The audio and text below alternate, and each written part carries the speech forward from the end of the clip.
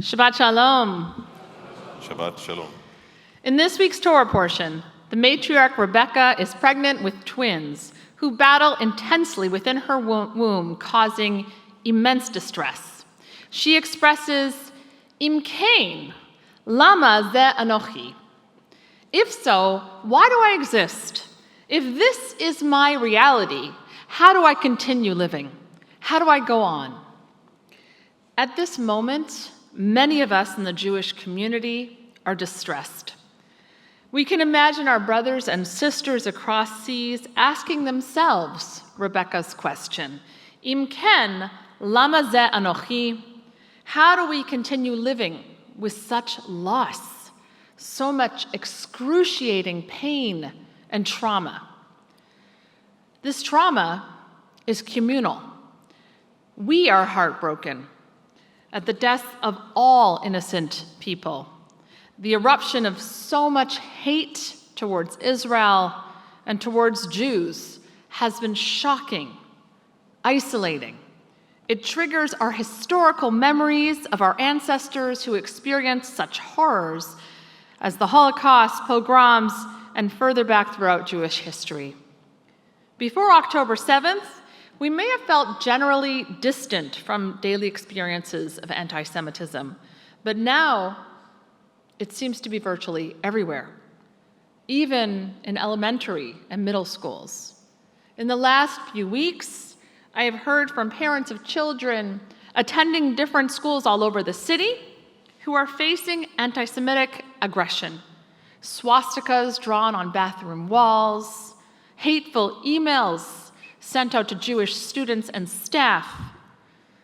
Those who have quietly harbored anti-Semitic beliefs now feel emboldened to express hate.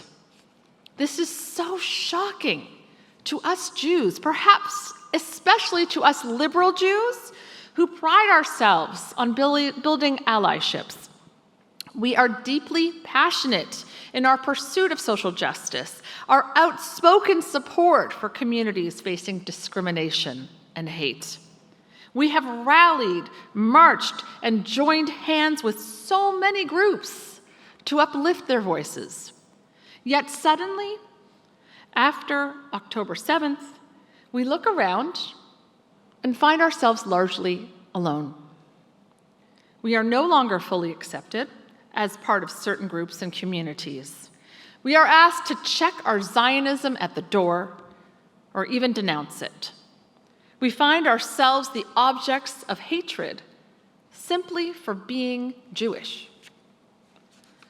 We are at a time that will really challenge us. We can no longer make the same assumptions that we once held. But our tradition shines a light on how to go forward, to come together and rebuild, to see ourselves as agents of healing, of solace, and of strength, even in these moments when we need solace and strength. We can still bring it to others. We need to continue to pursue justice, to lift up the voices of the disempowered, and to do so in the name of Judaism. As you know, our rabbis Hirsch and Kaplowitz are currently in Israel, leading a Reform rabbi's mission, bearing witness and bringing support. I hope you've been watching Rabbi Hirsch's video interviews, documenting firsthand experiences of Israelis at this gut-wrenching moment. These stories give us great insight into what actually transpired.